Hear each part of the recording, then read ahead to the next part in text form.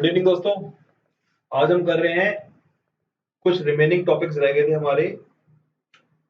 Bill of supply, delivery चालान, receipt voucher, payment voucher,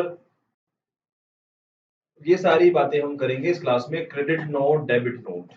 तो let's discuss section 31 subsection 3 clause C, bill of supply.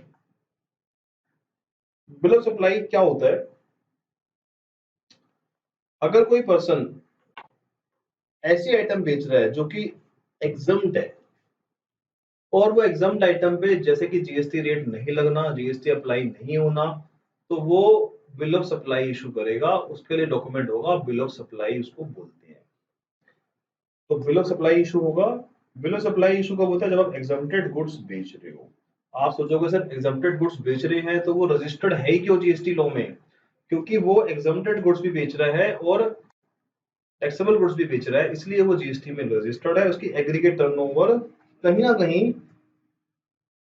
Exceed हो रही है 20 लाख से, या फिर उसने वॉलंटरी रजिस्ट्रेशन लिया हुआ है जीएसटी में। तो अगर कोई ऐसी आइटम बेच रहा है जो एग्जम्प्ट है, चाहे वो गुड्स हो या सर्विस हो, दोनों के लिए, या फिर वो कंपोजिशन डीलर है। आपको याद होगा कंपोजिशन डीलर को टैक्स कलेक्ट करने की पावर नहीं होती है, तो कंपोजिशन डीलर भी बिल ऑफ सप्लाई इशू करता है, टैक्स इनवॉइस इशू नहीं करता। और एक बात ध्यान रख लेना, टैक्स इनवॉइस इशू तभी होगा जब टैक्स लगेगा। टैक्स लगेगा तो ही हम टैक्स इनवॉइस इशू करते हैं, अदरवाइज टैक्स इनवॉइस कभी भी इशू नहीं होता। तो ये बात आप ध्यान रखना, ये बात बड़ी काम की है। बिल ऑफ सप्लाई दो केस में इशू होते हैं, या तो आप एग्जम्प्टेड गुड्स से सप्लाई कर रहे हो, या फिर आप कंपोजिट डीलर हो। कंपोजिट डीलर में भी ध्यान रखना, कंपोजिट डीलर में जो एक नोटिफिकेशन आई हुई थी सबसेक्शन 2A वाली, उसके अंदर अगर आप सर्विस, एक क्वेश्चन एग्जाम में आया। क्वेश्चन एग्जाम में क्या आया कि आप बिग बाजार गए, और बिग बाजार में गए आप, बिग बाजार में जाने के बाद आपने बहुत सारी शॉपिंग कर ली। आपने टैक्सेबल आइटम भी खरीद ली, एग्जम्प्ट भी खरीद ली, नॉन टैक्सेबल भी खरीद ली। और उसके बाद जब बाहर लगे लाइन में लगने के बाद आपने पूछा उससे, भाई साहब ने आप लाइन में क्यों, कौन सी लाइन में लगे हो जी? आप लगे हो टैक्सेबल की या एग्जम्प्ट की? उसने बोला भाई साहब मुझे नहीं पता टैक्सेबल एग्जम्प्ट क्या होती है, मैं तो लाइन में लगा हूं, मैंने ये आइटम खरीदी है, इसमें एग्जम्प्ट भी है, टैक्सेबल भी है, नॉन टैक्सेबल भी है। तो उसने बोला भाई साहब टैक्सेबल इनवॉइस का तो बिल अलग बनता है, एग्जम्प्ट का लाइन वहां पर है, टैक्सेबल की लाइन ये वाली है। उसने बोला मैं इतना पढ़ा लिखा नहीं हूँ, मैं तो इतना जानता हूँ कि मैंने ये आइटम खरीदी है, मैं तो एक ही लाइन में लगूंगा और मैं यहीं से अपना बिल इशू करवाऊंगा। बताओ प्रैक्टिकल चैलेंज था कि नहीं था? बिग बाजार में ऑलरेडी इतनी लंबी लाइन होती है, इतनी भीड़ होती है। ऑलरेडी इतनी भीड़ होने के बाद आप कह रहे हो जी टैक्स इनवॉइस की अलग लाइन है, बिल ऑफ सप्लाई की अलग लाइन है, क्योंकि मैंने जो आइटम खरीदी है उसमें bill of supply exempt item भी है और टैक्सेबल आइटम भी है। गवर्नमेंट ने एक लॉ में कुछ अमेंडमेंट लेके आए और बोला कि अगर कोई बंदा taxable supply as well as exempt supply दे रहा है टू रजिस्टर्ड पर्सन, तो वो single invoice cum bill of supply issue कर सकता है। उसको अलग अलग टैक्स इनवॉइस और बिल ऑफ सप्लाई इशू करने की नीड नहीं है। वो invoice cum bill of supply issue कर सकता है, पर शर्त क्या है? द सामने वाला जो बंदा है वो अनरजिस्टर्ड हो। अगर किसी भी बाजार में कोई बिजनेसमैन चला गया अपना जीएसटी नंबर लेके और वो कहता है जी मेरे को टैक्स इनवॉइस और बिल ऑफ सप्लाई इकट्ठी कंबाइन दे दो और मेरा जीएसटी नंबर भी ले लो, तो हम बोलेंगे भाई साहब माफ करो मेरे को, ये जो सुविधा है invoice cum bill of supply की, ये सिर्फ B2B यानी कि अनरजिस्टर्ड कंज्यूमर को, अनरजिस्टर्ड पर्सन को जो हम सप्लाई कर रहे हैं उसके लिए सुविधा दी गई है, ताकि उसको लंबी लंबी लाइनों में बिना मतलब के टैक्स इनवॉइस अलग काटो और एग्जाम आइटम अलग काटो, उसके लिए उसको लंबी लाइनों में ना लगना पड़े। तो वेलकमिंग चेंज है। और इसमें इंस्टीट्यूट ने एक क्वेश्चन एमसीक्यू में और केस स्टडी में दिया हुआ है, तो ये आपके लिए इंपॉर्टेंट है। बाकी एग्जाम्पल और फॉर्मेट इसके ऑलमोस्ट सेम ही है। जो फॉर्मेटिंग है इसकी फॉर्मेट है कि बिल ऑफ सप्लाई में क्या क्या होना चाहिए, क्योंकि टैक्स नहीं होगा इसके अंदर, टैक्स नहीं होगा तो नाम एड्रेस तो होगा, जीएसटी नंबर 16 डिजिट का, बिल ऑफ सप्लाई नंबर होगा, डेट होगी, ठीक है, HSN कोड होगा, डिस्क्रिप्शन होगी, वैल्यू होगी, सिग्नेचर होगा। क्योंकि इसके अंदर टैक्स नहीं होता, टैक्स रेट नहीं होता, क्वांटिटी होती है इसके अंदर, तो क्वांटिटी होगी इसके अंदर। क्वांटिटी की बात इसमें की नहीं हुई है, क्वांटिटी भी नहीं होती इसके अंदर, क्योंकि जीएसटी रेट लगाना ही नहीं है। तो हमने date of issue, HSN code, description, value, signature, ये मोटी मोटी बातें इसमें होनी चाहिए, क्योंकि ये एग्जाम सप्लाई के लिए होता है। तो सारी 17 आइटम इसमें नहीं है, इसमें कुछ आइटम ऐसी हैं जो आपको याद होनी चाहिए। तो ये हमारा फॉर्मेट है, इसका कोई फॉर्मेट नहीं है प्रिस्क्राइब, बट हाँ कंटेंट आपके ये होनी चाहिए बिल ऑफ सप्लाई में। ठीक है, एक बार आप रीडिंग लगा के छोड़ देना है इसको, इतने को रट्टे लगाने की कोई जरूरत नहीं है, सिर्फ आप समझ लेना कि इसमें क्या क्या होता है। एक ऑर्डर इश्यू किया गवर्नमेंट ने, एक ऑर्डर इश्यू किया कि अगर कोई पर्सन नोटिफिकेशन नंबर 2002/2019 CTR में टैक्स पे कर रहा है, यानी कि कंपोजिशन लेवी में जो हमारे को एक प्रोवाइजो, एक सबसेक्शन डाला गया था, सबसेक्शन 2A। अगर कोई बंदा सबसेक्शन 10(2)A में टैक्स पे कर रहा है तो उसको भी बिल ऑफ सप्लाई इशू करना पड़ेगा। ये बात तो हमें वैसे भी क्लियर है, पर गवर्नमेंट ने ऑर्डर देके क्लियर कर दी। और ऑर्डर कब दिया जाता है?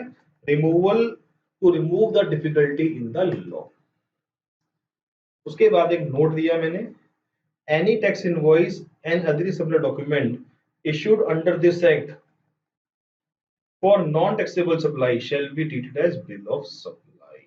मैं आपको एक एग्जांपल देता हूं। एक अल्कोहल लिक्विड की शॉप है, उसने रजिस्ट्रेशन ले लिया क्योंकि वो चकना बेचता है, क्योंकि वो भुजिया नमकीन भी बेचता है, क्योंकि उसकी एग्रीगेट टर्नओवर में एग्जम्प्ट भी आती है, टैक्सेबल भी आती है, नॉन टैक्सेबल भी आती है। तो उसने रजिस्ट्रेशन ले लिया। अब उसके पास एक बंदा आया कि सर मेरे को एक अल्कोहल की, एक बियर की बोतल दे दो।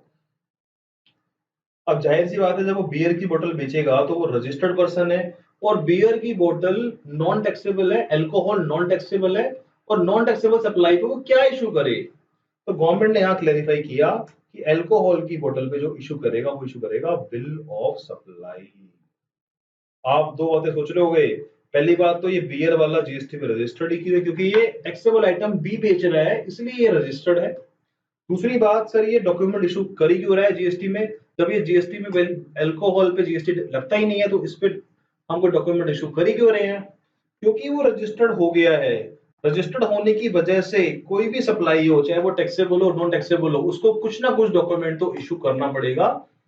अगर सप्लाई है तो सप्लाई टैक्सेबल हो, निल रेटेड हो, एग्जम्प्ट हो, नॉन टैक्सेबल हो, तो हमने कहा जी नॉन टैक्सेबल में टैक्स नहीं लगता। हालांकि ये एग्जम्प्ट नहीं है, नॉन टैक्सेबल है, फिर भी हम बिल ऑफ सप्लाई इशू करवा देंगे आपसे, और डॉक्यूमेंट जो भी आपने इशू करा उसी को हम बिल ऑफ सप्लाई मान लेंगे। ये बात यहाँ पे लिखी हुई है। तो बाकी एग्जाम्पल से मैंने लिखा हुआ है, कंपोजिशन लेवी के अंदर हम बिल ऑफ सप्लाई इशू करते हैं, ये बात यहाँ पे लिखी हुई है। तो ये आपका बहुत इंपॉर्टेंट केस है, इस केस को अलग से समझ लेना, ये एक्सपेक्टेड है एग्जाम के लिए। तो ये डिस्कशन हो गया हमारा बिल ऑफ सप्लाई का। अब हम आगे बात करते हैं रिसिप्ट वाउचर की। सर ये क्या होता है रिसिप्ट वाउचर? अगर हमने कोई एडवांस लिया है किसी पार्टी से, तो हम उसको एक रिसिप्ट वाउचर देते हैं। सर ये वैसे होता है जैसे हमारी रसीद होती है जो हम बनाते हैं, एक कागज में लिख देते हैं कि मैंने इस बंदे से 100 रुपए, 1000 रुपए एडवांस लिए। ये वो नहीं है, ये जीएसटी का रिसिप्ट वाउचर है। जीएसटी का रिसिप्ट वाउचर अलग होता है, इसके अंदर कुछ मैंडेटरी फील्ड होती हैं जो आपको डालनी पड़ती है। सर इसको एग्जांपल से समझाओ। क्या एडवांस पेमेंट पे हमें कोई डॉक्यूमेंट इशू करना होता है? आप एक बार याद करो सेक्शन 7, वहां पे आप एक याद करो कंसेप्ट जो हमने करा था। याद करो अपने 5 element, any form of supply, any form of sale such as sale barter, agreed to be made. मतलब एडवांस की बात हम करें, अगर हमने एडवांस रिसीव करा है तो हम उसको भी एक तरह से उसके ऊपर भी सप्लाई हम मान लेते हैं। सेक्शन 7 में हमने छोटी सी बारीक बात पढ़ी थी, अगर हम सप्लाई मान लेते हैं तो उसमें एक डॉक्यूमेंट तो इशू करो, और डॉक्यूमेंट का नाम है रिसिप्ट वाउचर। आपने अगर एडवांस रिसीव कर लिया है, चाहे वो एडवांस गुड्स का हो चाहे सर्विस का हो, आपको रिसिप्ट वाउचर इशू करना पड़ेगा जिस पर्सन से आपने एडवांस लिया है। इसका भी कोई फॉर्मेट नहीं है,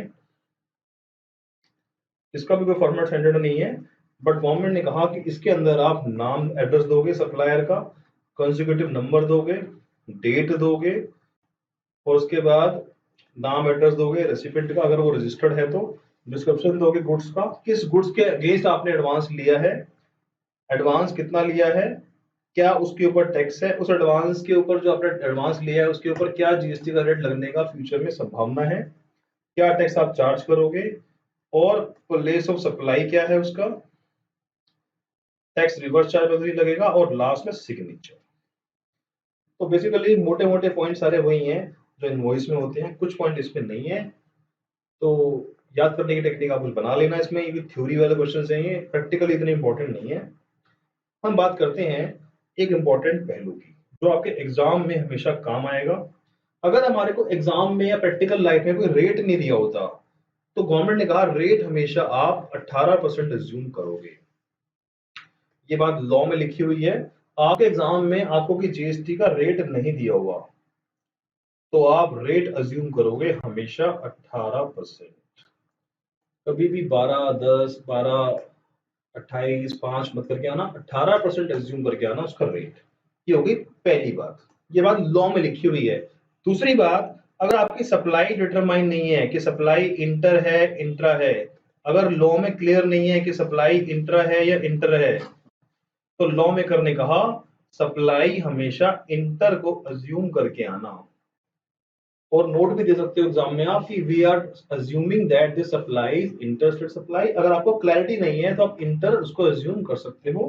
अगर आपको क्लैरिटी नहीं है एग्जाम के क्वेश्चन में कि वो रेट उस पर जीएसटी का क्या है, तो 18 मान के आप उसको अज्यूम करोगे। ये दोनों बातें भी हमारी लॉ में दी हुई है, ठीक है जी। आगे चलते हैं जी रिफंड वाउचर पे। What is refund voucher? Refund voucher क्या होता है?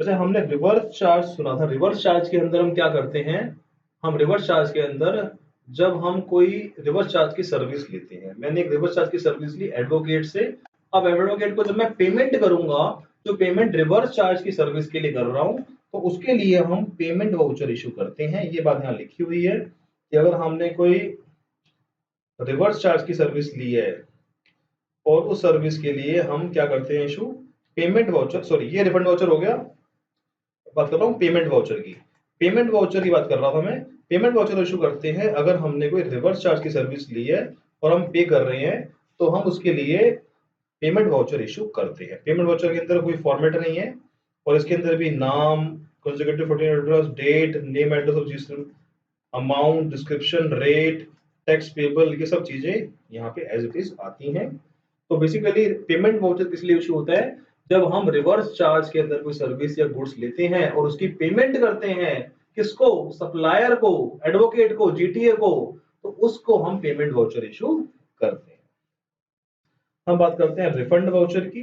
अगर आपने कोई एडवांस लिया है और आपने एडवांस जो लिया था, आपने ये वाला जो एडवांस आपने लिया था, एडवांस के लिए आपने दिया था रिसिप्ट वाउचर, अगर ये एडवांस आपका सप्लाई नहीं बना, किसी भी कारण से सप्लाई नहीं बना फ्यूचर में, तो हम इसका रिफंड वाउचर इशू कर देते हैं और पैसे वापस कर देते हैं कि भाई साहब हमने आपसे एडवांस लिया था सप्लाई करने के लिए, वो सप्लाई नहीं बन पाया, अपना पैसा वापस रखो और हमारे से रिफंड वाउचर ले लो।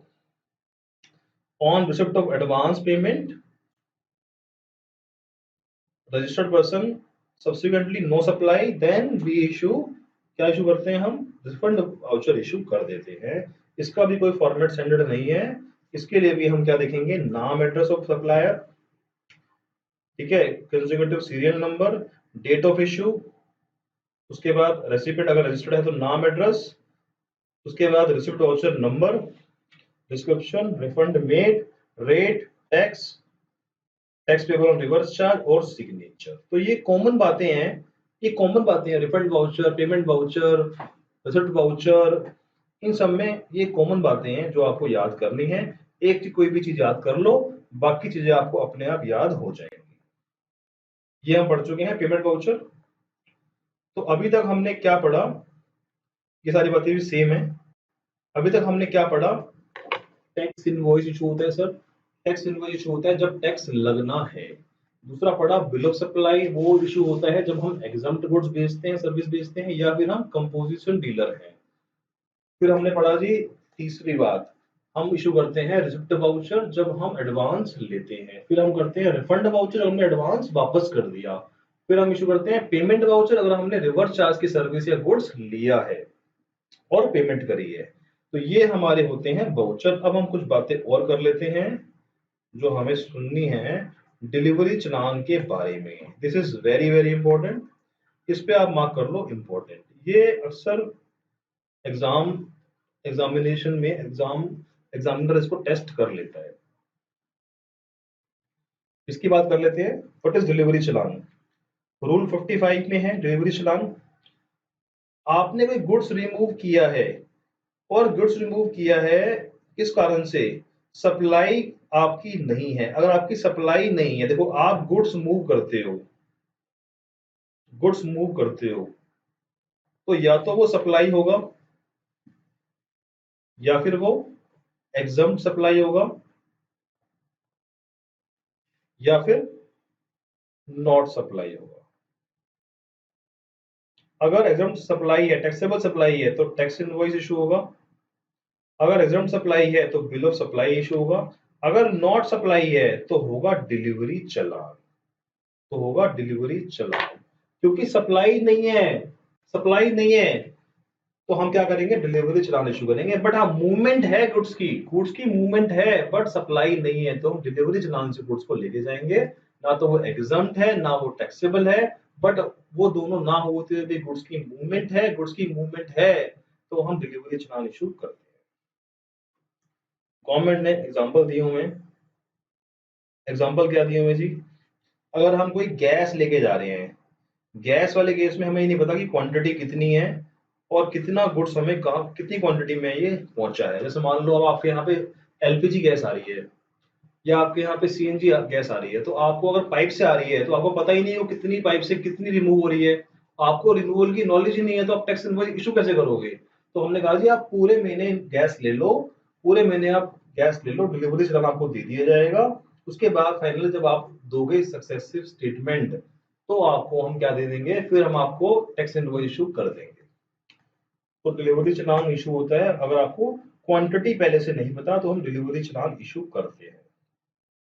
एग्जाम में क्वेश्चन ये भी आ सकता है कि कौन कौन से ऐसे केस है जहां डिलीवरी चालान इशू किया जाता है। आप बोलोगे पहला केस है लिक्विड गैस जहां क्वांटिटी हमें नहीं पता होती, पहला केस। दूसरा केस है जब आप ट्रांसपोर्टेशन कर रहे हो जॉब वर्क के लिए, if you are transporting goods for job work, in that case also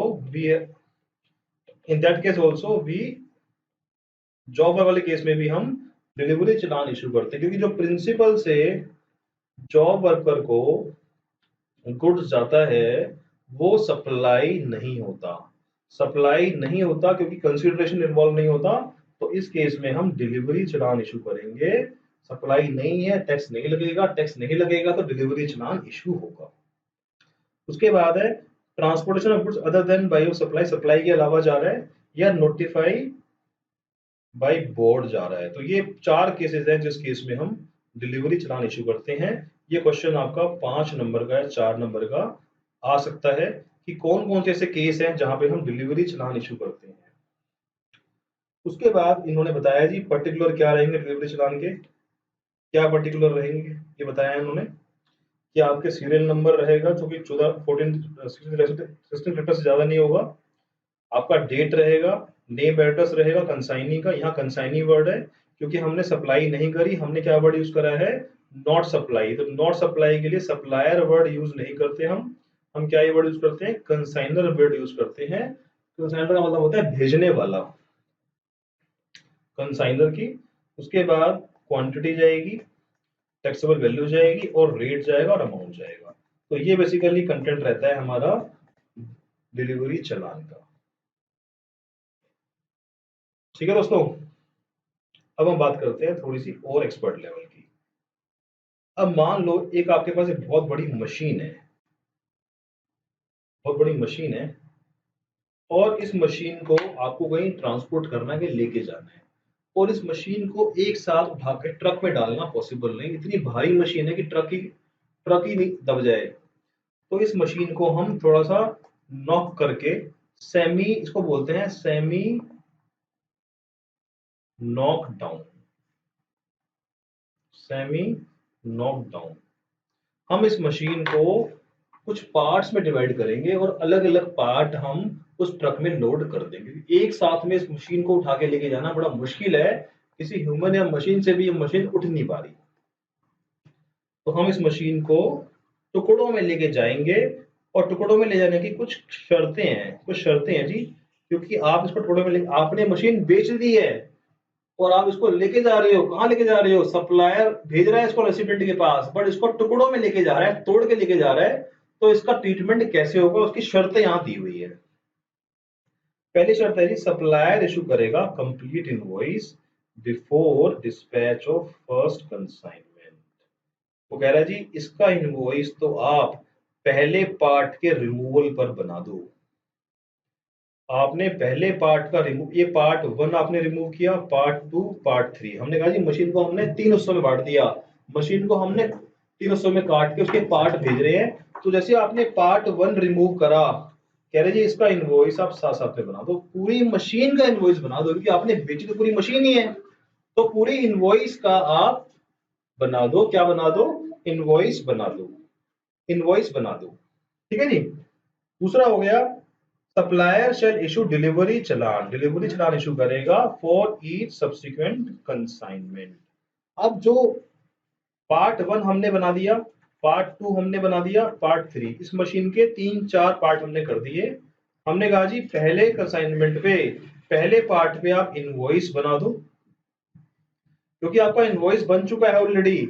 आप दोबारा उसका इनवॉइस नहीं बनाना। मान लो मशीन की वैल्यू है 10 लाख रुपए, हमने कहा जी आपने इसका इनवॉइस पहले पहले पार्ट में बना के भेज दिया, बट आप दूसरे पार्ट में आप इनवॉइस दोबारा तो नहीं बनाओगे, क्योंकि दोबारा बनाओगे तो वो रिपीट हो जाएगा, डुप्लीकेशन हो जाएगी।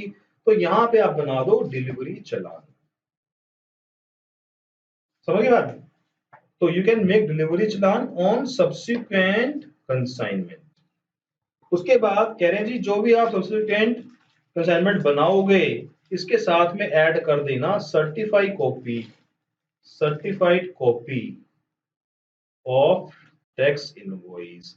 जो आपने ये टैक्स इनवॉइस बनाया था, इसकी सर्टिफाइड कॉपी साथ में लगा दो, क्योंकि आपका इनवॉइस पहले बन चुका है। अब आप इस बार इनवॉइस के साथ में सर्टिफाइड कॉपी लगा दो और साथ में डिलीवरी चालान लगा दो। यहां पे भी फिर कह रहा है जी लास्ट में जब आप भेजोगे, original copy of invoice shall be sent along the last consignment. कह रहा है यहां आपका ये लास्ट कंसाइनमेंट है, अब आप बिल की ओरिजिनल कॉपी भी साथ में लगा दो। सर यहाँ तो हमने ओरिजिनल कॉपी दे दी थी, आप ध्यान से देखो, हमने यहाँ पे ओरिजिनल कॉपी नहीं दी थी, हमने यहाँ बिल इशू किया था। दोनों बातों में फर्क है सर, बातों में। हमने पहले पार्ट में बिल इशू किया था, बिल इशू करना मतलब कॉपी नहीं दी हमने, हमने सर्टिफाइड कॉपी दी है। हमने बिल इशू कर दिया है, बिल इशू करके हमने गुड्स निकाल दिया अपना। सेकंड वाले पार्ट में हमने डिलीवरी चालान दे दिया, साथ में कॉपी, फोटो कॉपी दे दी पुराने इनवॉइस की। और लास्ट कॉपी, लास्ट कंसाइनमेंट पे हमने ओरिजिनल इनवॉइस भी साथ में डिलीवर कर दिया है। अब हमारे को डिलीवरी चालान इशू करने की जरूरत, तो हमने इस पार्ट में, इस पार्ट में और इस पार्ट में डिलीवरी चालान इशू करना पड़ेगा, क्योंकि हमने इनवॉइस ओरिजिनल लास्ट में दिया है। पर हाँ, इनवॉइस हमने इशू कर दिया, यहाँ पे उसकी कॉपी हमने लास्ट में, लास्ट असाइनमेंट में दे दी है। थोड़ा टेक्निकल पॉइंट है, बट हाँ इतना कोई मुश्किल नहीं है। उसके बाद गवर्नमेंट ने एक नोटिफिकेशन और निकाली। उन्होंने बोला जी आपको याद होगा आर्ट्स वर्क, सर हमें याद आ रहा है, arts work send to gallery. हमने कहा था जी ये सप्लाई नहीं है, इट इज नॉट सप्लाई। ये सप्लाई क्यों नहीं है, क्योंकि यहां से कंसीडरेशन फ्लो नहीं हो रहा था। हमने कहा सप्लाई नहीं है तो इस पे डिलीवरी चालान इशू होगा, डिलीवरी चालान पे ये गुड्स जाएगा। ये बात तो सर हमें पता है, पर गवर्नमेंट ने सर्कुलर करके इस बात को क्लैरिफाई कर दिया कि अगर कोई आर्ट गैलरी वाला बंदा गैलरी में अपनी पेंटिंग रख के आ रहा है तो वो सप्लाई नहीं होता। सेक्शन 7 में पढ़ के आए थे, इसको हम डिलीवरी चालान से लेके जाएंगे। ये बात यहाँ पे लिखी हुई है इसमें। तो सिंपल सिंपल बातें लिखी हुई हैं जो आपको ऑलरेडी क्लियर है। अब गवर्नमेंट ने एक नोटिफिकेशन निकाली सेक्शन 31A में। उन्होंने बोला जी कुछ लोगों को हम मजबूर करेंगे, कुछ लोगों को मजबूर करेंगे कि वो अपने दुकान पे इलेक्ट्रॉनिक पेमेंट की सुविधा रखें। मतलब कि जैसे मान लो आजकल लोग गवर्नमेंट चाहती है, मोदी जी चाहते हैं कि हमारा देश डिजिटल इंडिया को ज़्यादा से ज़्यादा डिजिटल इंडिया को प्रमोट करे। तो हमारे देश में हर दुकानदार के पास सुविधा ऐसी होनी चाहिए कि वो कैश ना लेके मशीन से पेमेंट ले ले। आप किसी दुकानदार के पास जाओगे, बोलोगे सर पेटीएम है आपके पास? अरे भाई मैं पेटीएम वेटीएम यूज नहीं करता, मेरे पास तो खाली कैश है। बाहर के देशों में क्या होता है, हर एक दुकानदार के पास मशीन की सुविधा होती है। बहुत कम लोग होते हैं जो पैसे कैश लेके घूमते हैं बाहर के देशों में। तो गवर्नमेंट चाहती है कि हम किसी को अगर प्रोवाइड करेंगे, हम बोलेंगे कि आप मशीन रखो, आपकी दुकान में मशीन होनी चाहिए। अगर आपकी दुकान में मशीन नहीं होगी पेमेंट कलेक्शन की, तो हम आपको बोलेंगे रखो इसको, क्योंकि हम चाहते हैं इंडिया को प्रमोट करना, डिजिटली प्रमोट करना। तो गवर्नमेंट ने एक प्रोविजन डाला कि government on the recommendation of council prescribe the class of person who shall provide prescribed mode of electronic payment। वो इलेक्ट्रॉनिक पेमेंट की सुविधा रखेंगे ताकि गवर्नमेंट ये चाहे कि सब लोग डिजिटली पेमेंट करना शुरू करें। हालांकि इतना कोई इंपॉर्टेंट सेक्शन नहीं है, बट हाँ आपके नॉलेज के लिए। अब आगे जी हमारा मेन कंसेप्ट, इंपॉर्टेंट कंसेप्ट, इसकी हम बात करेंगे। Very very important topic, credit note. इसकी थोड़ी सी ना स्टोरी समझते हैं पहले। बच्चों को इस कंसेप्ट पे बहुत इशू रहता है। क्रेडिट नोट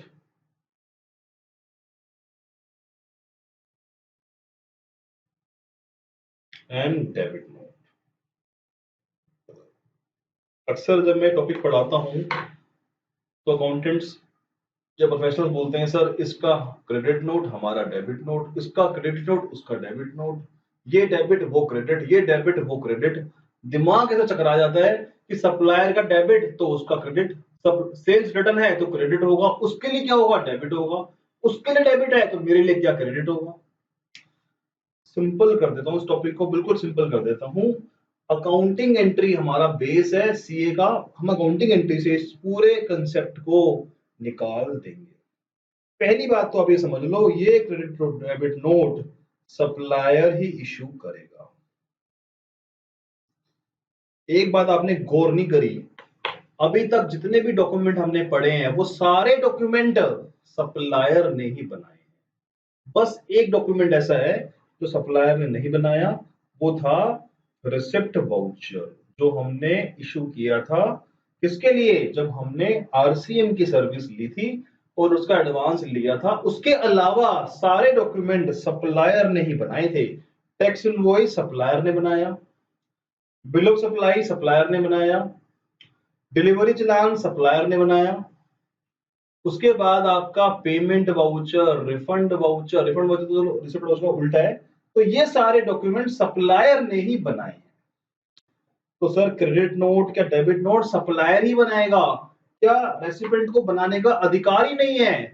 भाई साहब अधिकार की बात नहीं कर रहा मैं, अधिकार तो उसको है, बट वो डेबिट नोट क्रेडिट नोट जो रेसिपिएंट बनाएगा वो कमर्शियल डेबिट नोट कहलाएगा, जीएसटी का डेबिट नोट नहीं कहलाएगा। हमारा कंसेप्ट सेट हो गया सर। एग्जाम में जो डेबिट नोट क्रेडिट नोट की बात एग्जामिनर पूछेगा हमसे कि बताओ सप्लायर क्या इशू करेगा, debit note, credit note, bill of supply, tax invoice, वो आपसे पूछेगा तो आप माइंड में ये समझ लेना कि हम सप्लायर की तरफ हैं, हम सप्लायर की साइड हैं, हम रेसिपिएंट की साइड नहीं है। रेसिपिएंट के द्वारा इशू किया debit note credit note GST में होता ही नहीं है और जीएसटी में होगा भी नहीं। जीएसटी लॉ में सप्लायर को महत्व दिया गया है, सप्लायर की चीजों को ज्यादा इंपॉर्टेंस दी गई है, इसलिए सप्लायर का इशू किया गया डेबिट नोट क्रेडिट नोट की हम बात करेंगे इस चैप्टर में। रेसिपिएंट की वही बात नहीं करेंगे। पहली बात तो होगी सर ये हमारे क्लियर। दूसरी बात हम करते हैं, हम जनरल एंट्री से समझते हैं कि सर ये डेबिट नोट क्रेडिट नोट होता क्या है। मिस्टर ए ने मिस्टर बी को गुड्स बेचा। क्या किया? गुड्स बेचा। तो हम एंट्री क्या करेंगे दोस्तों?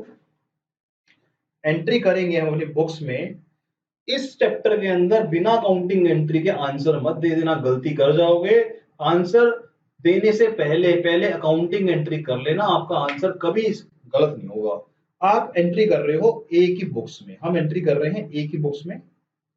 हम एंट्री करेंगे जी, हमने सेल करी है, हम एंट्री करेंगे B account debit to outward supply, यानी कि सेल, ब्रैकेट में दूं सेल टू आउटपुट आईजीएसटी। मान लो ये सप्लाई है इंटर स्टेट सप्लाई, तो हम आईजीएसटी लगाएंगे। अगर ये इंट्रा होती तो हम लगाते आउटपुट सीजीएसटी, आउटपुट एसजीएसटी। ये एंट्री कर दी हमने। अब मान लो ये गुड्स था, मान लो ये गुड्स था 1000 रुपए का, तो हम एंट्री जो 1000 रुपए की है वो क्या करेंगे, 1000 रुपए की हमारी सेल हो गई, 1000 रुपए पे हमारा टैक्स लगेगा 180 रुपए, ठीक है जी। 1000 रुपए पे हमारा टैक्स लगेगा 180 रुपए, और ये बन जाएगा 1180 रुपए। ये हमें लेने हैं, और ये हमारी क्या हो गई, ये हमारी लायबिलिटी हो गई, ये हमारी सेल हो गई, या बोलूं मैं टैक्सेबल वैल्यू हो गई, और ये हमारे डेटर हो गया। ये मैंने सेल की एंट्री कर दी। मैंने कहा जी मैं उल्टा करता हूं, मेरी सेल रिटर्न हो गई है, सेल रिटर्न हो गई है, या किसी कारण से मेरी सेल कम हो गई है, मेरी ओरिजिनल सेल से मेरी सेल रिड्यूस हो गई है। सर किस कारणों से, बहुत सारे कारण हो सकते हैं जी सेल कम होने के। मैंने डिस्काउंट ज्यादा दे दिया था, डिस्काउंट कम दिया था, मैं ज्यादा डिस्काउंट देना चाहिए था, मैं अपनी सेल को कम कर दूंगा। मैंने क्वांटिटी गलत लिख दी थी, मैंने रेट गलत लगा दिया था, मैंने अमाउंट गलत लिख दिया था, और कहीं भी कारण हो सकते हैं कि मैंने अपनी सेल गलती से कम रिकॉर्ड कर ली थी। अब मुझे रिकॉर्ड को कम करना है, मुझे अपनी सेल को कम करना है।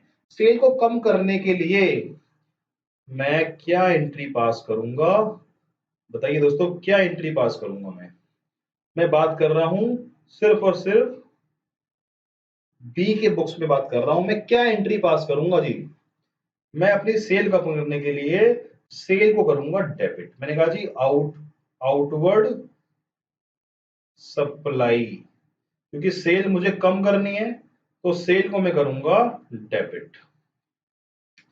उसके बाद मैंने कहा जी मैं क्या करूंगा, बी को तो मैं करूंगा क्रेडिट, और उसके बाद आउटपुट टैक्स को, आउटपुट आईजीएसटी को मैं करूंगा क्रेडिट। मान लो मैंने गुड्स रिटर्न किया 500 रुपए का, मैंने एक मिनट, ये गलती होगी मेरे, यहां पे यहां मैं करूंगा आउटपुट आईजीएसटी डेबिट 90 रुपए, और यहां करूंगा मैं बी अकाउंट 590 रुपए। तो मैंने क्या करा, मैंने अपनी सेल रिटर्न की एंट्री कर दी। सेल रिटर्न की एंट्री क्या होगी, सेल अकाउंट डेबिट, आउटपुट जो मैंने यहां पे लिया था, जो मैंने यहां लिया था, इसको मैंने रिवर्स कर दिया, और इसको भी मैंने रिवर्स कर दिया, इन दोनों को मैंने रिवर्स कर दिया, क्योंकि मैंने अपनी सेल को कम करना है, और कम करने के लिए मैं क्या एंट्री करता हूं, रिवर्स एंट्री में कर देता हूं। अब सर अगला कंसेप्ट आ गया, मैंने बी को क्या किया है बताओ, मैंने बी को किया है क्रेडिट। जो मैंने बी को किया है वो उसको नोट दे दो, वही नोट दे दो जो मैंने उसको किया है, मैंने इसको क्रेडिट किया है, ए ने बी को क्रेडिट किया है अपनी बुक्स में, तो उसको क्रेडिट नोट आप दे दो, आप उसको क्रेडिट नोट दे दो। सर अगर यही एंट्री मैं यहां देता, अगर मैं यही एंट्री यहां करता, तो मैं क्या एंट्री करता सर, परचेज अकाउंट डेबिट, ये बात कर रहा हूं मैं रेसिपेंट की बुक्स में, रेसिपेंट की बुक्स पे बात कर रहा हूं, परचेज अकाउंट डेबिट,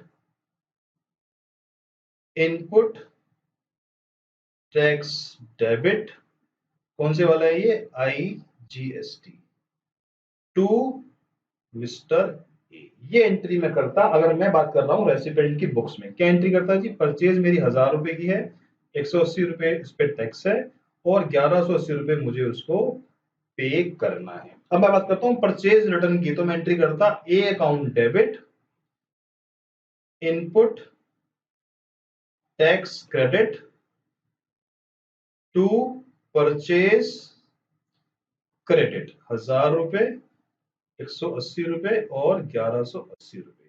मान लो एग्जांपल मैंने ऐसे ले लिया है, इसको अमाउंट वो ले लो जो सेम लिया है अमाउंट मैंने।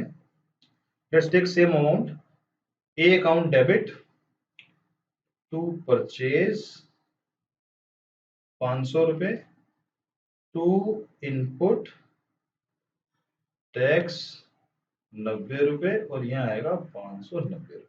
मैंने क्या करा, मैंने जो परचेज करी थी उसको मैंने रिवर्स कर दिया। जो मैंने परचेज करी थी, क्योंकि मेरी परचेज रिटर्न है तो परचेज रिटर्न होगी तो मेरी परचेज रिवर्स हो जाएगी। और ए जो है पहले मेरा क्रेडिटर था, अब मेरा डेटर बन गया। तो मैंने ए को क्या करा है बताओ? मैंने बी की बुक्स में ए को क्या करा है? मैंने बी की बुक्स में ए को किया है डेबिट। तो बी डेबिट नोट देगा, बी डेबिट नोट देगा ए को, डेबिट नोट देगा ए को। बी ने अपने बुक्स में ए को डेबिट किया है, जो किया है वो नोट उसको दे दो। बट हालांकि हमें ये कंसेप्ट नहीं करना, क्योंकि जीएसटी लॉ में सप्लायर ही डॉक्यूमेंट इशू करता है। रेसिपेंट के डेबिट नोट को हम डेबिट नोट नहीं बोलेंगे, इसको हम डेबिट नोट नहीं बोलेंगे, इसको हम बोलेंगे क्या बोलेंगे? Commercial debit note. क्योंकि रेसिडेंट की औकात ही नहीं है कि वो जीएसटी का कोई डॉक्यूमेंट इशू कर पाए, वो कमर्शियल डेबिट नोट इशू करेगा। अब अकाउंटेंट यहाँ पे घूम जाते हैं, कहते हैं यार उसका डेबिट मेरा क्रेडिट, उसका क्रेडिट मेरा डेबिट, उसका डेबिट। अरे भाई तुम इतनी बातें क्यों सोच रहे हो? अकाउंटिंग एंट्री कर लो। अकाउंटिंग एंट्री करके जो आपने जिस बंदे को किया, आपने इसको क्रेडिट किया है तो क्रेडिट नोट दे दो, आपने इसको डेबिट किया है तो डेबिट नोट दे दो। मैं एग्जांपल चेंज करता हूं जी। मैंने कहा जी किसी कारण से मेरी सेल गलत हो गई थी, मुझे अपनी सेल बढ़ानी है, मुझे ए की बुक्स में अपनी सेल बढ़ानी है। तो मैं क्या एंट्री करूंगा दोस्तों? मैं एंट्री वही करूंगा, B account debit, sale credit, output tax credit. मैंने कहा जी मुझे अपनी सेल बढ़ानी है, मान लो 100 रुपए से, तो मैं एंट्री करूंगा 100 रुपीज, यहाँ आएगा 18 रुपए और यहाँ आएगा 118 रुपए। मैंने कहा जी मैंने अपनी बुक्स में सेल बढ़ानी है, तो सेल बढ़ाने के लिए, क्योंकि मैंने सेल कम कर दी थी, ये सेल मैंने कम कर दी थी, इसको मुझे बढ़ाना है। इसको बढ़ाने के लिए मैंने क्या करना है? सेल को दोबारा कर देना है। सेल दोबारा करने के लिए मैंने सेल को कर दिया क्रेडिट, एक्स को कर दिया क्रेडिट, और बी को कर दिया, मैंने क्या करा? बी को मैंने कर दिया है, यहाँ पे मैंने क्या कर दिया है? डेबिट किया है। डेबिट किया है तो मैं इसको डेबिट नोट दे दूंगा। किसको दे दूंगा? मिस्टर बी को डेबिट नोट दे दूंगा। अब यहाँ पे रेक्टिफिकेशन मत लगा के जाना एग्जाम में कि सर डेबिट नोट होता है परचेज रिटर्न पे, क्रेडिट नोट होता है सेल रिटर्न पे, और उसके बाद सेल कम करने पे ये होता है, डेबिट करने पे ये होता है, ये होता है। अरे भाई सिंपल अकाउंटिंग एंट्री कर लो। अकाउंटिंग एंट्री में जो मैंने उस पार्टी को किया है, अगर पार्टी को किया है डेबिट तो डेबिट नोट दे दो, अगर पार्टी को किया है क्रेडिट तो क्रेडिट नोट दे दो। बिना अकाउंटिंग एंट्री के क्वेश्चन अटेम्प्ट मत करना। वही बात हो गई जैसे आग में हाथ डालने वाली बात, बिना अकाउंटिंग एंट्री के आग में हाथ डालने वाली बात हो जाएगी। तो ये हमारा कंसेप्ट क्लियर हो गया है। अब आपको समझ में आ जाएगा कि सर कौन सा नोट कब देना होता है। ये तो हो गई थ्योरी प्रैक्टिकल बात। अब बात करते हैं थ्योरेटिकल। लीगल लैंग्वेज में क्या लिखा हुआ है ये पढ़ लेते हैं, बट आप एंट्री करके देख लेना। एंट्री करके जो आपकी सेल कम हो रही है, सेल बढ़ रही है, जो भी आपका हो रहा है, बट आप ध्यान रखना सप्लायर के पॉइंट ऑफ व्यू से आपको देखना है। when issue credit note, when more and more tax invoices has been issued, the value is higher than taxable value। आपने जो वैल्यू सेल की दी थी वो दी थी आपने 1000 रुपए और वो होनी चाहिए थी 500 रुपए। हमने कहा जी अब आप एक क्रेडिट नोट इशू कर दो, अपनी सेल को कम कर दो और उस पार्टी को क्रेडिट कर दो। पार्टी को क्रेडिट करोगे तो क्रेडिट नोट उसको देना पड़ेगा। हमने कहा जी वैल्यू आपकी गलत थी पिछले वाले इनवॉइस में, आपका टैक्स गलत था पिछले वाले इनवॉइस में, आपने गुड्स रिटर्न करना है और आपका गुड्स में डेफिशिएंसी। ये 5 बातें हैं।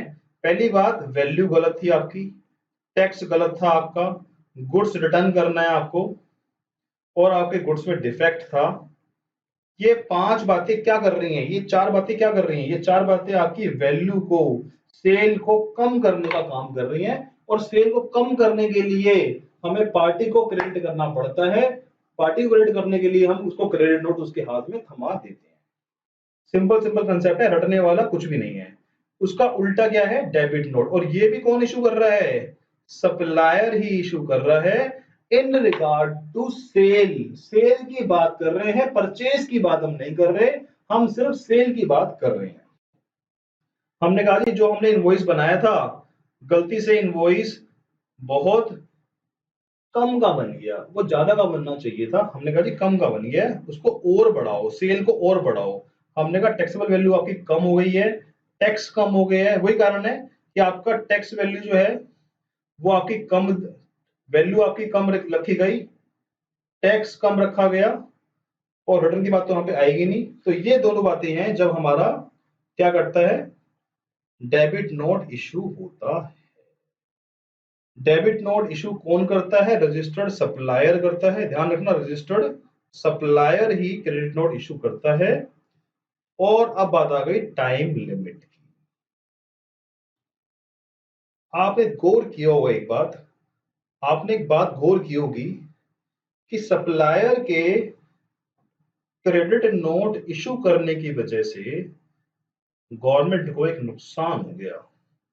ये गवर्नमेंट को नुकसान हो गया। नुकसान क्या हो गया जी, एक नुकसान हो गया।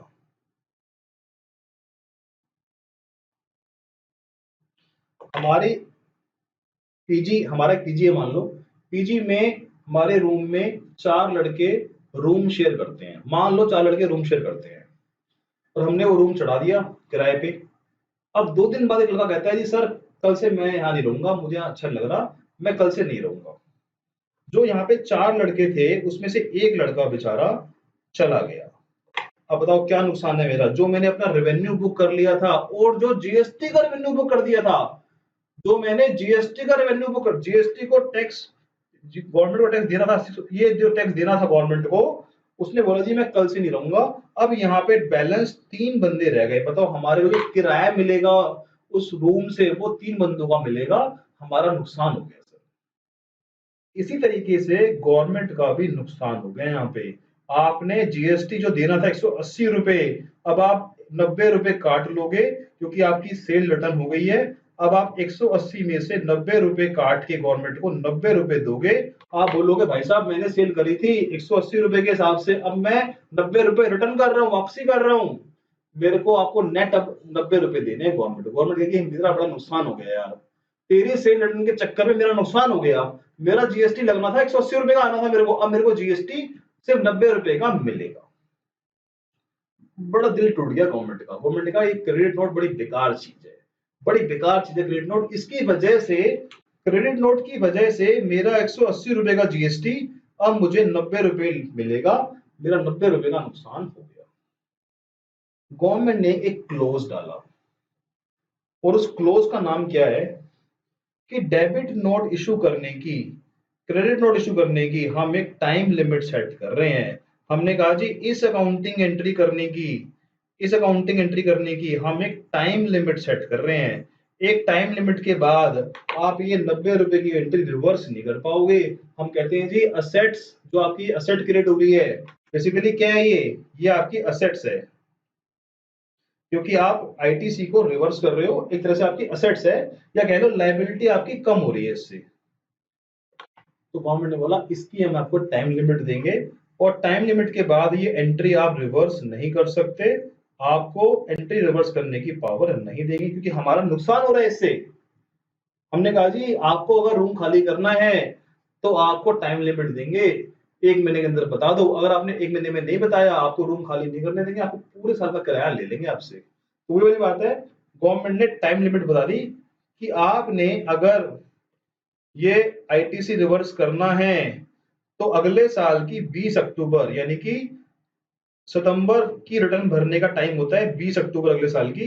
अगले साल की 20 अक्टूबर से पहले पहले आपको ये एंट्री, जैसे मान लो आपका फाइनेंशियल ईयर 19-20 है, तो यहां गवर्नमेंट कह रही है 20 अक्टूबर तक, 20 अक्टूबर 2021 तक आप इस पीरियड तक आप ये एंट्री कर सकते हो रिवर्सल की। आप आउटपुट को डेबिट कर सकते हो अगर आपने ये टाइम लिमिट फॉलो कर ली, या फिर एनुअल रिटर्न की एनुअल रिटर्न फाइल करनी होती है जिसको बोलते हैं जीएसटीआर 9। अगर आपने वो रिटर्न फाइल कर दी है, उसकी एक्चुअल डेट, यहाँ पे ड्यू डेट नहीं है, यहाँ पे क्या है, एक्चुअल डेट। तो अगर मान लो आपने जेसी रिटर्न 3B फाइल कर रही है 20 अक्टूबर को, और आपने जो अपनी एनुअल रिटर्न फाइल कर दी वो कर दी आपने मान लो 19 अक्टूबर को, तो गवर्नमेंट ने बोला इनमें से जो भी पहले है, इनमें से जो भी पहले है, registered declare not later than, इसके बाद आपको अलाउ नहीं करेंगे। तो इसके बाद तो विच एवर इज लेटर, जो भी लेटर है ये आपकी लास्ट डेट है, इस डेट के बाद आप अपना अप्लाई नहीं कर सकते। अब देखो गवर्नमेंट ने जो वर्ड यूज किया वो यूज किया नॉट लेटर देन। गवर्नमेंट ने वर्ड यूज किया नॉट लेटर देन, मतलब इस दोनों डेट से लेटर नहीं होना चाहिए। इसका मतलब ये है, इनडायरेक्टली ये हो गया विच एवर इज अर्लियर। तो आपकी जो लास्ट डेट है वो रहेगी 19 अक्टूबर। 19 अक्टूबर से पहले पहले आपको ये एंट्री करना अलाउड है। अगर आपने ये एंट्री डेबिट की एंट्री कर दी 19 अक्टूबर से पहले पहले तो आपको अलाउड है। अदरवाइज क्या एंट्री करोगे आप, अदरवाइज एंट्री आप क्या करोगे, मैं चेक करता हूँ। आप एंट्री करोगे, इसको आप काट दोगे और आप एंट्री करोगे सिंपल 500 से और 500 से। सर आपका नुकसान क्या हो जाएगा इससे, आपको जीएसटी का जो रिवर्सल मिलना था वो आपको नहीं मिला। आपने एंट्री मारनी है, अगर आपने लेट कर दिया तो एंट्री करोगे 500 आउटवर्ड सप्लाई और 500 मिस्टर बी को, 500 रुपए ही आप रिटर्न करोगे, 90 रुपए का बेनिफिट आपको नहीं मिलेगा। ध्यान रखना, एंट्री की लास्ट डेट है जो आपको ध्यान रखनी है, ये आपकी लास्ट डेट है। तो आप बोलोगे डेबिट नोट की कोई टाइम लिमिट है, डेबिट नोट की कोई टाइम लिमिट नहीं है। डेबिट नोट, क्योंकि डेबिट नोट का कोई टाइम लिमिट नहीं है। क्यों नहीं है, कारण क्या है, क्योंकि डेबिट नोट वाले केस में आप आउटपुट टैक्स बढ़ा रहे हो, आप गवर्नमेंट को रेवेन्यू दे रहे हो, आप गवर्नमेंट को रेवेन्यू, एक्स्ट्रा रेवेन्यू दे रहे हो।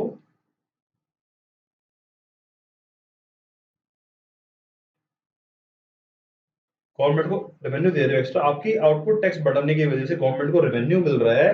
गवर्नमेंट कहेगी there is no time limit. Government बड़ी चालाक है। गवर्नमेंट कहती है डेबिट कोड में, debit card issue, debit note आपको इशू करना है तो आपके लिए कोई टाइम लिमिट नहीं है, बट आपको क्रेडिट नोट इशू करना है तो आपको टाइम लिमिट दी है कि 20 अक्टूबर और एनुअल रिटर्न की date whichever is earlier, ये आपकी लास्ट डेट है। तो ये इंपॉर्टेंट कंसेप्ट है, ध्यान रखना है। क्रेडिट नोट की टाइम लिमिट है, डेबिट नोट की टाइम लिमिट नहीं है। उसके बाद पर्टिकुलर है जी, सेम वही पर्टिकुलर है, name address nature of document. Nature of document में लिखोगे डेबिट नोट है या क्रेडिट नोट है। उसके बाद आपका 16 डिजिट का नंबर होगा, date of issue, address, name address of recipient, serial number और date of corresponding tax document. जो आपने जिस जिस इनवॉइस के अगेंस्ट आपने क्रेडिट नोट इशू करा है उस इनवॉइस का, ओरिजिनल इनवॉइस का आपको नंबर भी देना है। तो ओरिजिनल इनवॉइस नंबर आपको उस क्रेडिट नोट पे देना पड़ेगा कि इस इनवॉइस के अगेंस्ट मैं क्रेडिट नोट इशू कर रहा हूँ। उसके बाद वैल्यू ऑफ टैक्सेबल सप्लाई और सिग्नेचर। तो ये सारा रहेगा कंसेप्ट हमारा डेबिट नोट और क्रेडिट नोट का। इसके अंदर लिखा हुआ है रिवाइज टैक्स इनवॉइस, जो कंसेप्ट है वो एज इट इज यूज करना है, डेबिट नोट और क्रेडिट नोट। अगर आपके एग्जाम में क्वेश्चन आ गया रिवाइज टैक्स इनवॉइस या revise credit note debit note, तो कंफ्यूज मत होना, सेम कंसेप्ट है, बिल्कुल सेम कंसेप्ट है। रिवाइज टैक्स इनवॉइस और revise debit note credit note हम इशू कर सकते हैं अगर हमारी इफेक्टिव डेट बैक डेट से है। एक सर्कुलर आया हुआ है हमारे पास जो कहता है कि अगर आपने कोई डिस्काउंट दिया है जो पहले से नोन नहीं था और वो डिस्काउंट आपने बाद में सप्लायर ने वैल्यू कम करी है, तो उस केस में हम डेबिट नोट क्रेडिट नोट नहीं देंगे, हम कमर्शियल कमर्शियल क्रेडिट नोट देंगे। इस बात को मैं पहले भी डिस्कस कर चुका हूं, आपको दोबारा से बता देता हूं।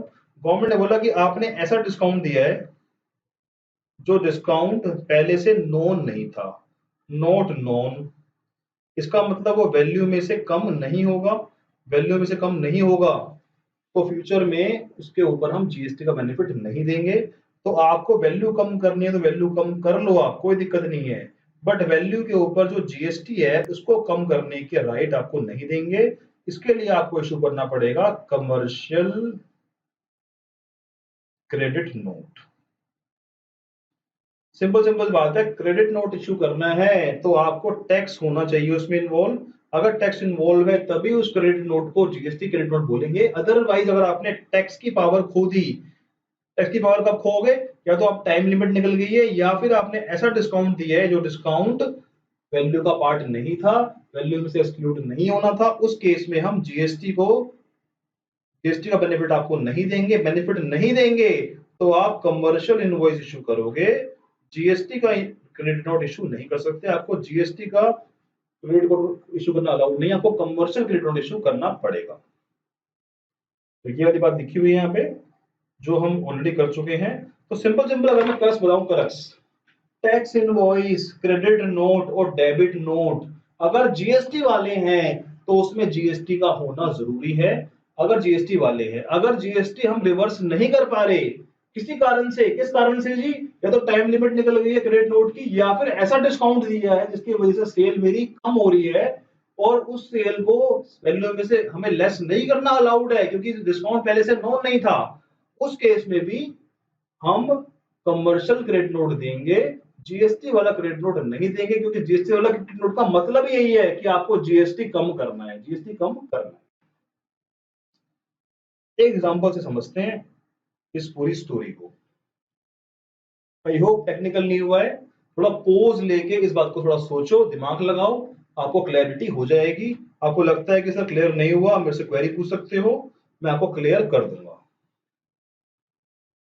एग्जाम्पल समझते हैं। Kartik and company registered supplier under GST provide following information regarding various tax invoices. ठीक है जी। Value charge in invoice 2.5 lakh इसने वैल्यू चार्ज करी है, कोई दिक्कत नहीं है, और टैक्स इनवॉइस है 32,000 रुपए का और ये उसका एक्चुअल टैक्स लायबिलिटी है। कह रहा है 2.5 लाख का इसने इनवॉइस इशू किया था, इसमें 32,000 रुपए का टैक्स था जिसकी लायबिलिटी 68,000 रुपए थी। कह रहा tax invoice number 4 was 32,000 against actual liability of 68,000। मतलब सही जो था, सही टैक्स जो था वो था आपका 68 का सही टैक्स था, आपने गलती से गलत टैक्स डाल दिया, ये टैक्स है ये भी टैक्स है, 32,000 का टैक्स डाल दिया। इसका मतलब जो आपका डिफरेंस है ये आपका बचा 36,000 रुपए। 36,000 रुपए का आपको क्या इशू करना है, उसकी हम अकाउंटिंग एंट्री कर लेंगे। अभी अकाउंटिंग एंट्री हम करेंगे सप्लायर की बुक्स में, क्योंकि हम सप्लायर की चेक करते हैं डेबिट क्रेडिट नोट। ठीक है जी, कोई दिक्कत नहीं है जी, हमने पढ़ लिया आपका। उसके बाद कह रहे हैं जी वैल्यू चार्ज इन इनवॉइस इतना अगेंस्ट एक्चुअल इतना, मतलब हमें एक्चुअल में वैल्यू की बात हो रही है, वैल्यू होना चाहिए था, एक्चुअल वैल्यू कितनी थी, एक्चुअल वैल्यू थी 4,20,000, ये एक्चुअल वैल्यू थी, जबकि रॉन्ग वैल्यू थी, ये सही वैल्यू थी, और रॉन्ग वैल्यू क्या थी 3,20,000, यानी कि 1 लाख का डिफरेंस यहाँ पे आ गया। ये सही वैल्यू थी, ये गलत वैल्यू थी। अब हम अकाउंटिंग एंट्री करें, इसका मतलब क्या करें जी, हमने देखा जाए तो हमारी सही वैल्यू ये थी, यानी कि हमें सेल अपनी बढ़ानी है, हमें अपनी सेल बढ़ानी है। अब सेल बढ़ानी है तो एंट्री क्या करेंगे, सेल डेबिट नहीं, party account debit, party account debit to sale. हमें अपनी सेल को बढ़ाना है, हमारी सही सेल क्या है ये है, हमारा सही टेक्स्ट क्या है, ये है। हमें अपनी सेल बढ़ानी है, हमें अपना जीएसटी भी बढ़ाना है, और बढ़ाने के लिए क्या करते हैं, क्रेडिट करते हैं रेवेन्यू को, और पार्टी को क्या करेंगे, डेबिट करेंगे। डेबिट करेंगे तो क्या देंगे, डेबिट नोट देंगे। सर आपने तो कंसेप्ट क्लियर कर दिया पूरा हमारा। हम डेबिट एंट्री कर लेंगे, जनरल एंट्री करके जो आंसर आएगा वो वाला नोट उसको हम दे देंगे। अब सर बहुत आसान हो गया ये तो क्वेश्चन, अब तो बिना पढ़े हम आंसर दे देंगे इसका, बिना पढ़े। कह रहा है who shall issue debit credit note under GST. हमारा सिंपल आंसर है जी, जीएसटी लॉ में सप्लायर को ही पावर है इशू करने की। हमारा आंसर हो गया आसान, क्योंकि रेसिपिएंट को जो पावर है वो commercial debit note credit note करने की पावर है, जीएसटी वाला अलाउड नहीं है। फिर कह रहा है जी whether debit note credit note has to be issued in each of the following case. Yes, दोनों केस में डेबिट नोट इशू होगा। और maximum time limit to declare credit note, कह रहा है जी क्रेडिट नोट की टाइम लिमिट क्या है, सिंपल 20 अक्टूबर और actual date of furnishing annual return whichever is earlier. Simple है जी। देखते हैं क्या आंसर दिया है इन्होंने। Debit note credit note shall be issued by supplier। Supplier को ही इशू करने की पावर है, ये बात हम जानते हैं जी, कोई नई बात नहीं है। हमारे कंसेप्ट पूरे क्लियर है जनरल एंट्री के थ्रू। उसके बाद कह रहे हैं जी yes debit note credit note issued condition बता रहे हैं जी कब इशू होगा क्रेडिट नोट, ये कंडीशन बता रहा है। ये कंडीशन हम ऑलरेडी पढ़ चुके हैं। अच्छा कह रहा है credit note is required to be issued, यहाँ पे वो क्रेडिट नोट कह रहा है। हमारे पढ़ने में थोड़ी गलती हो गई है, आई थिंक पढ़ने में थोड़ी गलती हो गई है। अलग अलग केस है, हमने एक्चुअली ये वाला केस पढ़ा ही नहीं है। ये वाले केस में क्या था, ये वाले केस में उल्टी कहानी है। इसमें ये था इस वाले केस में कि हमने एक्चुअल में दिखाया है ये, और होना चाहिए था 2.5 लाख। तो जो 20,000 रुपए है ये मुझे अपनी सेल को क्या करना है, मुझे अपनी सेल को बेसिकली कम करना है। और सेल को कम करने के लिए मैं क्या एंट्री करता हूं दोस्तों, अगर सेल कम करनी है तो मैं क्या एंट्री करूंगा, सेल डेबिट टू पार्टी। इसका मतलब मैं पार्टी को दूंगा क्रेडिट नोट। तो पहले वाले केस में मैं दूंगा क्रेडिट नोट, इस वाले केस में डेबिट नोट, इस वाले केस में डेबिट नोट। देखिए क्या आंसर दिया है इन्होंने। तो पहले वाले केस में क्या दिया, क्रेडिट नोट, दूसरे वाले केस में डेबिट नोट, क्योंकि सेल मुझे अपनी कम करनी है, यहाँ सेल बढ़ानी है, यहाँ डेबिट नोट और यहाँ क्रेडिट नोट। आपको रटाफिकेशन नहीं लगाना, आप सोचो कि सेल रिटर्न है ये है, वो आप एंट्री करके देख लेना, अकाउंटिंग एंट्री, जो आपकी अकाउंटिंग एंट्री बोलेगी उसी को आप वो नोट दे देना। लास्ट आंसर है the detail of credit note can not be declare later than month of सितंबर रिटर्न और एनुअल रिटर्न की furnishing date whichever is earlier. But debit note की कोई ऐसी टाइम लिमिट नहीं है, डेबिट नोट हम कभी भी इशू कर सकते, क्योंकि उस डेबिट नोट की वजह से गवर्नमेंट का फायदा हो रहा होता है, सेल बढ़ रही होती है। हमारे यहाँ पे कंसेप्ट है liability never dies but assets dies after some time. हमारे यहाँ कंसेप्ट है गवर्नमेंट का कि लायबिलिटी तो कभी नहीं मरती, लायबिलिटी बढ़ानी तो जब मर्जी बढ़ाओ, कोई टाइम लिमिट नहीं है। बट अगर असेट्स बढ़ानी है तो टाइम लिमिट हर लॉ में, आगे भी बढ़ेंगे सेक्शन 16 के अंदर, आईटीसी के अंदर भी, वहां भी टाइम लिमिट दी हुई है। अगर आपको असेट्स मर जाती है एक टाइम के बाद, लायबिलिटी कभी नहीं मरती। ये बात लिख लो कहीं पे, आपके काम आएगी। तो ये कंसेप्ट हो गया हमारा डेबिट नोट क्रेडिट नोट का, सिंपल कंसेप्ट है जी। Debit note credit note issue होगा बाय सप्लायर ओनली। अगर हमारे सेल कम हो रही है फ्यूचर में तो क्रेडिट नोट इशू होगा, फ्यूचर में सेल बढ़ रही है, टैक्स बढ़ रहा है तो डेबिट नोट इशू होगा। जोन सा पार्टी को हमने डेबिट किया है क्रेडिट किया है वो उसको नोट दे के आ जाना। पहली बात तो ये, डेबिट नोट की कोई टाइम लिमिट नहीं है, और क्रेडिट नोट की टाइम लिमिट है सितंबर, अगले महीने की सितंबर की रिटर्न जो कि 20 अक्टूबर होती है, और actual date of annual return whichever is earlier. अब हम करते हैं सेक्शन 32 जिसमें सिंपल बात लिखी हुई है, किसी भी अनरजिस्टर्ड पर्सन को टैक्स कलेक्ट करने की पावर जीएसटी लॉ में नहीं है।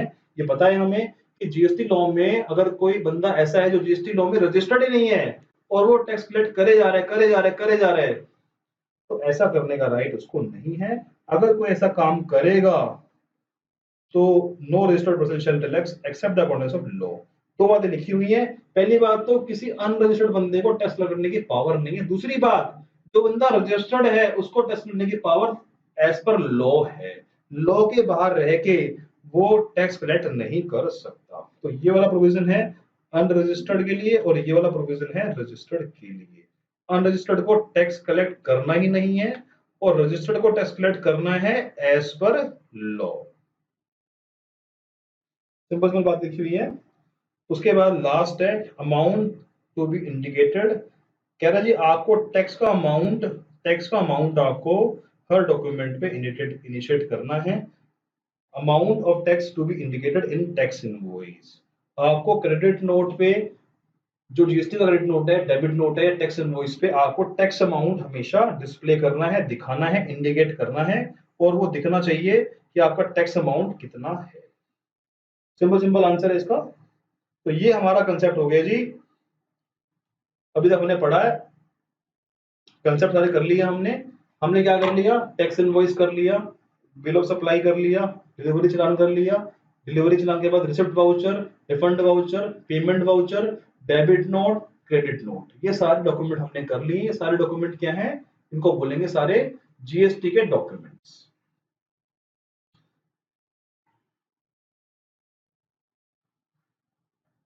कुछ क्वेश्चन कर लेते हैं, क्वेश्चन की प्रैक्टिस कर लेते हैं जो आपके मॉड्यूल में दिए हुए हैं और मैंने भी दिए हुए हैं। क्वेश्चन है, इन case of continuous supply of services.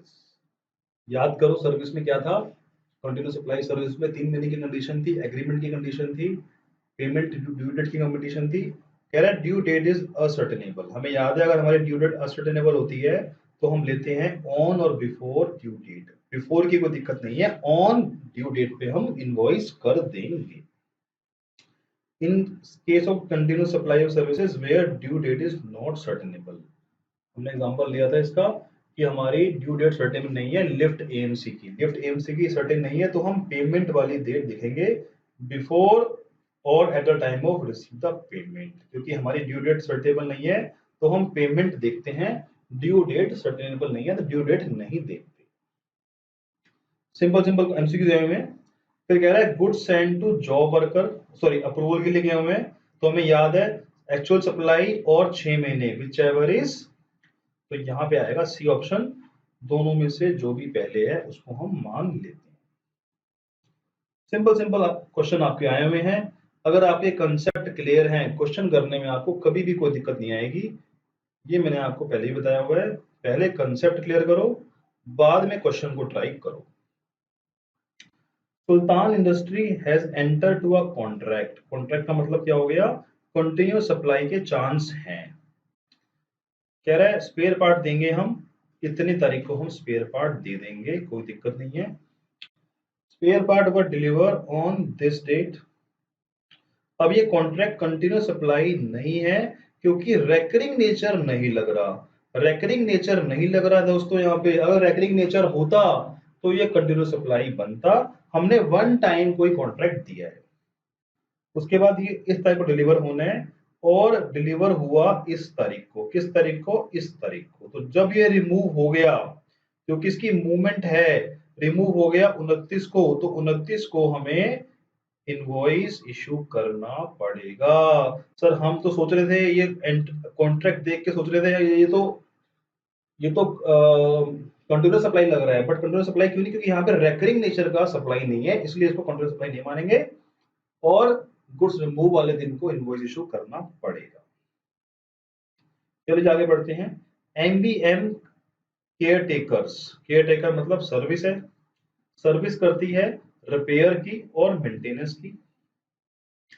1 अप्रैल को इन्होंने बोला कि हम एनुअल मेंटेनेंस लेते हैं, कॉन्टिन्यूस सप्लाई लग रही है पर चेक करेंगे 3 महीने की कंडीशन है, लेते हैं first day of each quarter. Quarter मतलब 4 मंथ्स इंक्लूड हो गए, इसका मतलब 3 मंथ से प्लस है, कंटिन्यूस सप्लाई बन गई। ऐसे आपको माइंड लगाना है। उसके बाद ड्यू डेट भी डिसाइड कर ली हमने, ड्यू डेट डिसाइड कर ली हमने 1 अप्रैल 1 जुलाई, अक्टूबर और जनवरी। हमने कहा जी ड्यू डेट वाले दिन आप इनवॉइस इश्यू कर दो। इसका मतलब ये जो डेट है हमारी ड्यू डेट, यही हमारी डेट बन गई। या तो इस डेट पे या इस डेट से पहले आपको टैक्स इनवॉइस इशू करना है। ये बात हमारी लिखी हुई है concept continuous supply of service में। सर ये तो बड़े आसान क्वेश्चन है। आसान आपको लग रहे हैं क्योंकि आपने कंसेप्ट क्लियर कर लिया है, और नहीं करा है तो अब कर लो। एग्रीगेट टर्नओवर 20 लाख से एक्सीड कर रही है इस डेट को, अप्लाई करा है इस डेट को, सर्टिफिकेट आया है इस डेट को, यानी कि इसने टाइम पे अप्लाई करा है। पहली बात तो टाइम पे अप्लाई करा है तो कह रहा है क्या ये रिवाइज टैक्स इनवॉइस इशू कर सकता है? यस कर सकता है, कोई दिक्कत नहीं है, कर सकता है। और अनरजिस्टर्ड को करने के लिए इसको चेक करना है 2.5 लाख से ऊपर है तो उसको भी सिंगल रिवाइज टैक्स इनवॉइस देना पड़ेगा, कंसोलिडेट नहीं दे सकता। ठीक है जी। कह रहा है फैब्रिक ने ऑप्ट किया है कंपोजिशन लेवी, तो क्या ये टैक्स इनवॉइस इशू कर सकता है? नहीं भाई साहब नहीं। कंपोजिशन लेवी के केस में हमेशा हम इशू करते हैं, हमेशा हम इशू करते हैं bill of supply. Question number 10 में कह रहा है जी मेघालय में रहता है ये, और मेघालय की लिमिट क्या है? मेघालय की लिमिट क्या है? मेघालय की लिमिट क्या है? सर मेघालय की लिमिट 20 लाख है। हमें याद करना पड़ेगा चार्ट बना बना के। मेघालय की लिमिट 20 लाख है। हमने कहा जी लिमिट क्रॉस हो गई इस तारीख को, अप्लाई करा इस तारीख को, सर्टिफिकेट आया इस तारीख को। ये क्वेश्चन में हम एक्सपर्ट हो चुके हैं तो इस क्वेश्चन को हम स्किप कर सकते हैं। ठीक है, ये क्वेश्चन ईवी बिल का है, इसको हम बाद में करेंगे। ये क्वेश्चन हम देख लेते हैं। ये क्वेश्चन है टैक्स इनवॉइस कब तक इशू किया जाए, उसकी टाइम लिमिट क्या है, ये बात कर रहा है। इस क्वेश्चन को हम एक बार पढ़ लेते हैं। चलिए जी क्वेश्चन को पढ़ते हैं। क्वेश्चन में क्या लिखा हुआ है? Royal fashion a registered supplier of designer outfits, यानी कि गुड सप्लाई कर रहा है ये to a fashion show being organised in hotel park royal. इसका मतलब ये गुड सप्लाई कर रहा है। और गुड सप्लाई में क्या कंसेप्ट है? अगर ये कंटिन्यू सप्लाई है तो देखते हैं क्या है ये। कह रहा है जी इसने ऑन, अच्छा डिजाइनर है ये, supplier of designer outfits, decides to exhibit its products in fashion show being organized in Hotel Park Royal on 4th of Jan. For this occasion, he gets services by makeover from Aura Beauty Service। यानी कि ये supplier कौन है यहाँ पे? Supplier यहाँ पे ये है। हमने तो ऊपर ऊपर से पढ़ के दिमाग लगा लिया कि ये सप्लायर है, ये सप्लायर नहीं है, ये तो यहाँ पे क्या है? रेसिपेंट है। और ये सप्लायर हमें क्या दे रहा है? सर्विस दे रही है। ओरा ब्यूटी सर्विस हमें सर्विस दे रही है।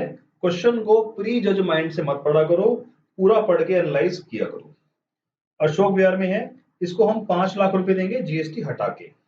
ओरा ब्यूटी पार्लर कह रही है कि मैं आपको एक साइन टैक्स इनवॉइस दूंगी 10 फरवरी को। क्या 10 फरवरी को टैक्स इनवॉइस देना पड़ेगा?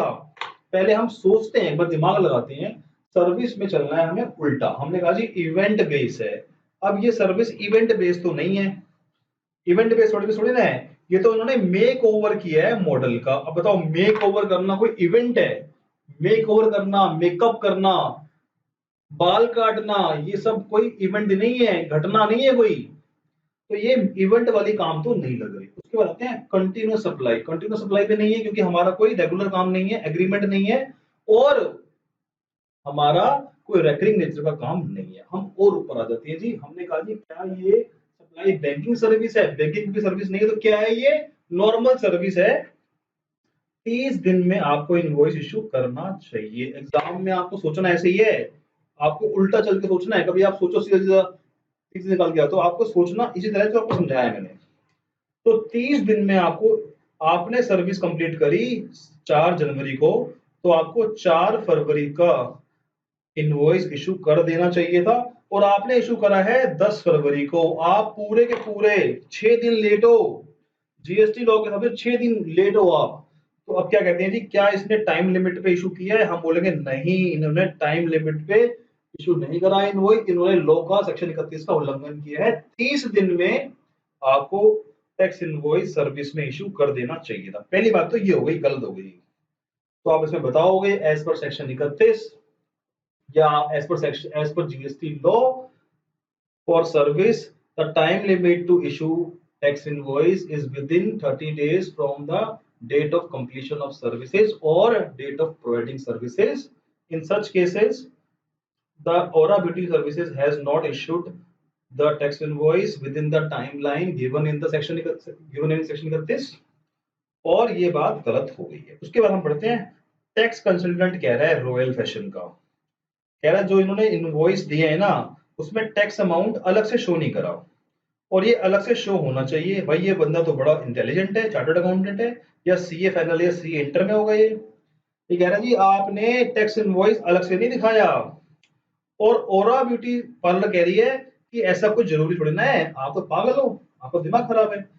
तो अब बताओ क्या ये सही बात है? आप बोलोगे यस ये कंसल्टेंट बिल्कुल सही कह रहा है, he is right. We need to show tax invoice, we need to show tax amount separately on tax invoice as per section 31, as per GST law, and the contention of tax consultant is right and the contention of this Aura Beauty Services is wrong. We have to show tax separately. तो ये आपका answer simple हो गया। किस तरह से आपको सोचना है एग्जाम में, ये मैंने आपको सिखाया इस क्वेश्चन के जरिए। उसके बाद आपके और भी क्वेश्चन है, क्वेश्चन आप प्रैक्टिस कर लीजिए दोस्तों। क्वेश्चन बड़े आसान हैं, सिंपल हैं, कोई दिक्कत नहीं है क्वेश्चनों के अंदर। तो मैं आपको यही वाइंड अप करता हूँ इस क्लास को। क्वेश्चन जो मैंने इंपॉर्टेंट थे करा दिए, बाकी आप क्वेश्चन प्रैक्टिस कीजिए घर पे, रिवाइज कीजिए। कोई चैलेंज आ रहा है, कोई इश्यू आ रहा है तो हमें कॉन्टेक्ट कीजिए। Thank you so much, take care, bye bye.